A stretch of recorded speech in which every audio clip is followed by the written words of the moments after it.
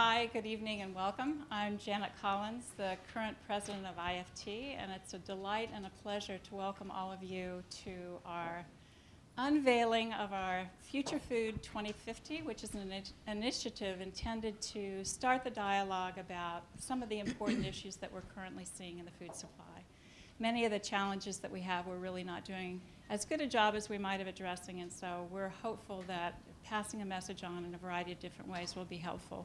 And how many of you are bloggers? I have to say I'm just delighted to have all of you here. That's the new thing, and I don't know how to do it, but I'm impressed. So before I turn it over to Jerry, I want to tell you a little bit, who's going to talk about the program itself. I want to tell you a little bit about IFT. We're a scientific society comprised of 18,000 plus members who are academics from industry, academics, industry, and government, scientists, food technologists, as well as a number of other professions, including nutrition and dietetics. So we come from a very broad variety of backgrounds and have very different perspectives on food and the food systems. So what we're hoping to do today is open a dialogue about the future of food, what we have to offer, and what we think food science can do to help shape what is the future of food for us. And so what Jerry's going to talk about now, he's our Vice President of Communications, is going to talk about what the program is and what we intend to do with it. So thank you for coming. Thank you, Janet. Well, we often hear the statistic that there'll be more than 9 billion people on the planet by 2050, and it comes from WHO. But what we don't really often hear is how are we going to feed those people, and how are we going to feed those people based on science. And that, in many ways, is the impetus of this program, FutureFood 2050, which we're very, very excited to unveil today. A little bit about the 75th anniversary of IFT. We are turning 75 years old in June as an organization, first founded in 1939. But there's also a second anniversary, and our other anniversary is the annual meeting and food expo. Will be 75 years old in July of 2015. So we actually had a great opportunity when we realized we had 18, almost 2 years to talk about food science. And what we really decided is that we really wanted to focus on an important issue. And that important issue is how are we going to feed the 9 billion people by 2050? So there's a couple elements to that. We really took a look at, what is the reason, what's our best footing on this? And the fact is, in addition to being a scientific society, we are a publisher, and we publish Food Technology magazine. We also publish peer-reviewed journals, Journal of Food Science, Journal of Food Science Education, and also comprehensive reviews in food science and food safety. But we also publish consumer materials and a consumer website in iftfoodfacts.org. And so the Future Food program is really designed to be an extension of all those publishing initiatives and those communications programs. Because what we really want to do today is create a new digital source that's going to be pushing out important issues, not only to food scientists, but to a broader audience, because food science, by its very nature, is a multidisciplinary profession. And we want to involve people in the dialogue. And as you'll see, there's quite a few dialogue bubbles all over this logo and throughout the site, because we really want to have not just talk at you, but talk with you, and try and figure out a way to find solutions to meeting the needs of people in 2050. So with that, a little bit more about how we're going to do that. As you can see, there's really two elements, two channels to this program. I'll step back so you can see it a little bit better. We have our 75 interviews that we plan to roll out from this point forward up through June 2015, leading up to our annual meeting and food expo here in Chicago. In addition to the 3 stories that you've probably seen out front, we're going to be rolling out about 4 to 5 stories every month, and each of them are going to be very interesting stories. Many innovative people working in science, but also you can be hearing from public policy people, from journalists, from people in the food world and outside the food world, but not necessarily here in the States, but overseas as well. We really want to create more of an international dialogue to make an impact, because the food system by its very nature is global. So it's a great opportunity. And when we create that dialogue, we really want it to culminate in something new that we think is a fantastic opportunity, and that is a documentary. And we'll hear more about that from Scott. but really what we see is an opportunity to kind of look to the future and ask the tough questions. How are we going to rely on science to feed people in 2050? And this is going to be more of a personal way of doing it through stories that Scott is known for, and I'll tell you a little bit more about his background in that regard. Sorry. A couple key players. Who's going to do the work? Well, we have a few people with us tonight. Our managing editor of the program is Lib Brewster, and Lib's right in the back. Lib is a 20-year veteran of Chicago journalism. She's worked in consumer publishing. She's done quite a bit of work in the food world and trade publishing, and so we're really pleased to have her as kind of the lead managing editor on the program. The other gentleman to my left is Josh Schoenwald. Josh is our contributing editor. He's done quite a bit of work for the New York Times, for Washington Post, and he is an author, and we're going to hear more about his book later on today. And of course, Scott Hamilton Kennedy. Scott's an Oscar-nominated documentary producer and director. You may know his work from Fame High and also The Garden, and he's developed other acclaimed films as well. So we're very, very pleased to have them with us tonight to talk a little bit more about the program. So real quick, here's the site, and you'll see our address is futurefood2050.com. We have 3 key stories that we're rolling out on sustainable agriculture, 3D printing, and we're also talking with Kathy Bertini on the importance of women in feeding a hungry planet later on. So these are the first 3. But in addition to this, you'll see on the site that we're actually aggregating different stories too. So there's other information on the site that's linked and related, because we really want to have other viewpoints and other opportunities for both the public and the media to really understand that there's a great source out there. So with that, what I thought I'd do is I'm going to turn it over to Josh, and then he's going to talk a little bit more about the website. What we're going to do is we're not going to take too many questions right now. What we thought we'd do is, because we want to have a conversation later, we thought some of our experts, and I'll introduce them toward the end of the presentation, will be available for individual interviews, but we'd like to turn over to Josh, and Josh, if you can elaborate a little bit more. And what I'll do is, Scott, I'm going to hand you the mic now, just as a... We can do a duet. Yes, we can. Well, thank you, Jerry, and thanks to everyone here at IFT for initiating this really exciting project. And I guess just personally, I have to say at the outset, this is kind of a dream opportunity for me. As Jerry pointed out, I worked on a book, The Taste of Tomorrow, and I spent the past 4 years searching for the next big things in food and people behind the next big things in food, one of which is sitting right there, Amaro Cantu. And that is very much the core of what this Future Food 2050 project is all about. It's a search for people who have revolutionary ideas that could impact what we eat in the future. But the big difference between Josh Schoenwald's The Taste of Tomorrow and this project is I'm one guy, working on a handful of ideas. This is a team. This is 3 editors, Bob Swintek, who's worked for 25 years in covering food technology. Brewster has worked for 30 years covering this, and IFT, the resource of IFT and all of its scientists behind us. So we have assembled this great team, and also have the opportunity to spend a year and a half and 75 stories.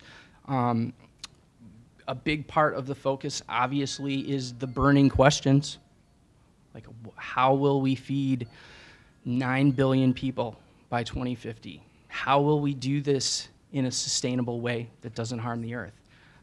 Clearly, those are central questions, but given the amount of time and the resources, there are not just 3 of us working on this, there are journalists across the country and across the globe.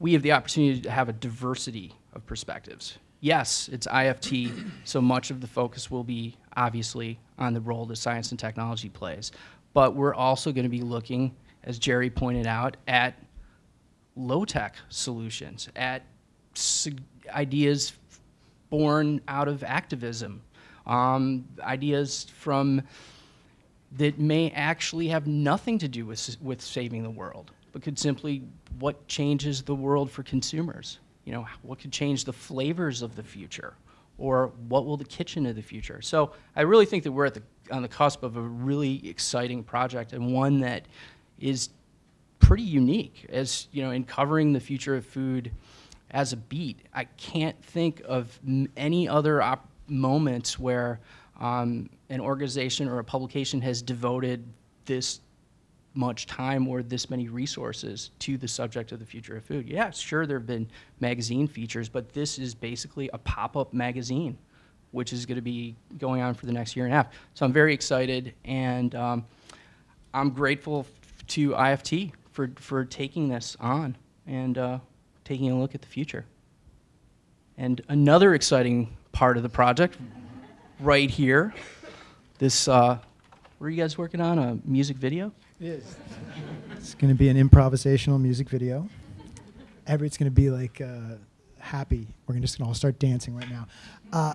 Do I get to go now? Is that what you were just doing? That was Yes, the toss? that was the toss. That was the toss. As we discussed in rehearsal. Yes. And I get to just say what he said, but it's a movie. Thank you, everybody. That was really good. That was really good. And I want to say so many of the same things. Of course, thank you to IFT. And it is an amazing honor to take on this project. First of all, as a filmmaker, I have never talked to all of you this early in the process. So this is fantastic and sort of strange to be talking. I do a lot of this after the fact, but to do it before the film has even been completely scripted and researched. It's very, very exciting to do it in this way. But as a father, as a filmmaker, as a citizen of the United States, and as a global citizen, there could not be a more fascinating, personal, sometimes polarizing, important, universal subject than food. And I'm very, very excited to try and take on many of the things that Josh talked about and more in this film. And you get to do it in 75 interviews. We're trying to do it in 90 minutes to an hour. 90 minutes to a little over 90 minutes. And it's quite daunting. I think of a friend of mine, Richard Price, is a writer, and he talked about taking his novel and turning it into a screenplay. And I said, how's it going? And he said, well, it's hard. It's kind of like shoving an elephant into a pair of jeans. So don't feel sorry for me, but it is daunting, and it is a great honor. So thank you. Well, we also have another treat tonight. We have with us as Josh and Chef Amar Cantu, and it's a real honor to have him here. I'd like to welcome him up.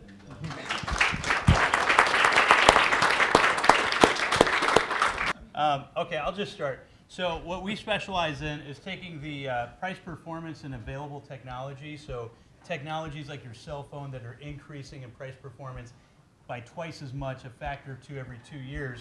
We look at technologies outside of food and then smash them together. For example, we have the world's most efficient indoor farm at Moto. We offset between $3,000 and $8,000 in produce every month in a room that's the size of 10 by 12 feet. We do that because of good technology. So, you know, in 2004, I opened this restaurant. We developed this thing here. This is printed sushi. So it's made out of 3 ingredients: soy, rice, and you know, basically nori. So you got 3 ingredients. There it is. Looks and tastes like sushi. Then we started taking pictures of food and then serving it with the food. So this here is a deja vu course. So we basically take a picture of the food and then we flavor the picture with the food that you're about to eat. So you eat it twice. And then we started developing these really cool technologies. You ever hear of aerogel? So aerogel was developed by NASA in the mid-90s, and that's sort of a super insulating product. That's what that is right there. And we took that idea of insulating heat and we made an oven out of it. So this oven right here can insulate up to 600 degrees Fahrenheit for 4 to 6 hours at room temperature. So you put that on your tabletop, you can cook food for 4 to 6 hours. We developed this thing right here. You put it in your microwave. In 1 minute, it'll get up to 600 degrees, and it'll insulate food for 4 to 6 hours so you can cook things in the palm of your hand, and you can watch them cook. It's pretty cool. So really taking the latest in technology. Does everybody have a box in front of them? Okay. You got a little tablet in that box. You're going to put that on your tongue. While we're in the middle of a speech, I want you to let that sit on your tongue. What kind of tablet is it? Well, if the walls start melting, you got the right tablet. No, I'm kidding. I didn't get a Oh, there it tablet. is. Yeah, you did. Right here. It's the little, that little thing on the side. Okay, so yeah, just take that tablet and put it legal? on your tongue. This is legal. It is legal? At one point, it wasn't legal, if you can believe that. Sure. In the 1970s of all times, this was illegal. This was illegal, what we're about to do? No, you're good. So look, there's 3 ingredients in there, guys. Tapioca starch, raspberries, and miracle berries, okay? So 3 ingredients that you can grow in your backyard. I want you to keep that in mind and why that's important that you can grow this thing in your backyard. So just take that tablet, put it on your tongue, and just let it dissolve, all right? So in 2008, we installed this state-of-the-art laboratory at Moto, and we were really searching for ideas and solutions to big problems.